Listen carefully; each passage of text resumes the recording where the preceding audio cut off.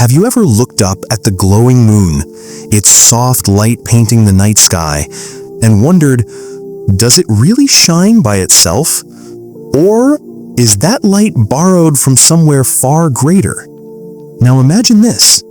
Over 1400 years ago, long before telescopes or science existed, the Qur'an revealed the secret behind this mystery.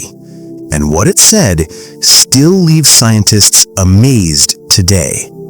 Stay with me till the end, because what you'll discover will completely change how you see the moon and how you feel the power of divine knowledge. Let's begin with the words of the Qur'an. In Surah Yunus 10:5, Allah made the sun a shining light and the moon a derived light. At first glance, it sounds simple, but these words carry layers of meaning deeper than the cosmos itself. The Qur'an uses two distinct Arabic words. The sun is called siraj, meaning a blazing lamp, a source of its own light. But the moon is described as nur, a gentle, reflected light.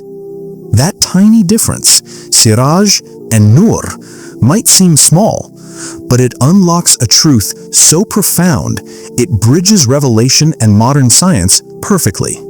Centuries later, science finally confirmed it. The sun burns through nuclear fusion, a massive fireball generating light and heat. The moon, on the other hand, creates no light of its own.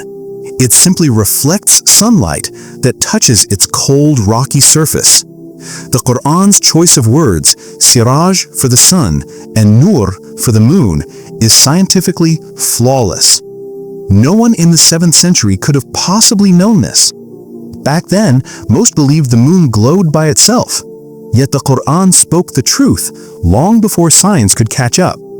Isn't that incredible? Let's dive even deeper. The word siraj comes from a root meaning to blaze or burn. It's exactly what the sun does. It burns, it fuses, it creates energy.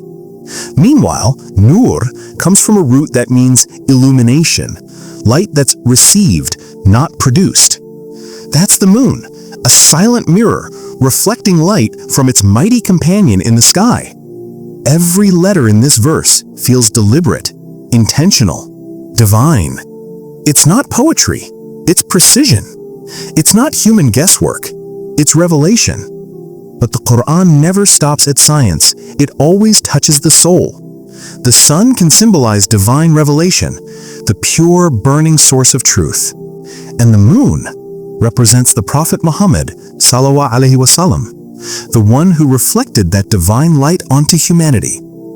Just as the moon lights up a dark night by reflecting sunlight, the Prophet illuminated the darkness of ignorance by reflecting Allah's guidance. That's not just scientific beauty, that's spiritual poetry. Now take a moment and think. How could someone living in the desert 1400 years ago, without telescopes, satellites, or space observatories, describe the moon's light so accurately while the entire world believed otherwise? There's only one answer. This knowledge came from the Creator, the one who made the sun, the moon, and every atom in between. And there's a message for us too. Just like the moon reflects sunlight, we can reflect goodness. We can reflect kindness, truth, and faith, the light that makes this dark world a little brighter. We don't have to create our own light. We just have to reflect the one that comes from above.